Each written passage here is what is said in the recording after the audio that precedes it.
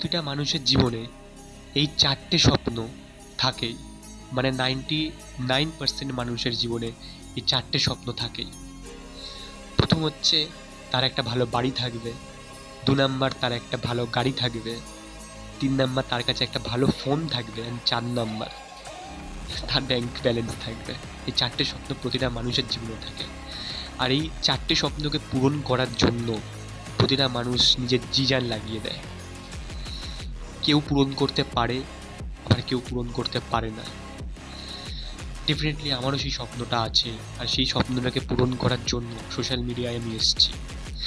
আমি জানি না এই স্বপ্নগুলো আমি পূরণ করতে পারবো কি পারবো না, আমি জানি না যে আমি গাড়ি, বাড়ি, ব্যাংক ব্যালেন্স, ফোন এইগুলো করতে পারবো কি করতে পারবো না, আমার জানা নেই। কিন্তু সোশ্যাল মিডিয়া থেকে আমি ভালোবাসা, পরিচয়, ফেমাস, ফ্রেম, এই জিনিসটা আমি ডেফিনেটলি পাবো বা পেতে পারি, সম্ভাবনা আছে পাওয়ার। কারণ টাকা পয়সা, গাড়ি বাড়ি এগুলো হয়তো অনেকে করে নেয়, মেহনত করে, অনেকে সময় দেয়, নিজের প্রতি নিজের সময় দেয়, ধৈর্য রাখে, অনেকে অ্যাচিভ করে, পায়, জিনিসগুলো পেয়ে যায়। কিন্তু নাম, ফ্রেম, এই জিনিসগুলো অনেকে পায় না, এই জিনিসগুলো অনেকে পায় না। তো আমি চাই যে টাকা পয়সা, গাড়ি বাড়ি সোশ্যাল মিডিয়া থেকে পাবো, চাই পাবো না আমি জানি না, কি হবে কি হবে না আমি জানি না।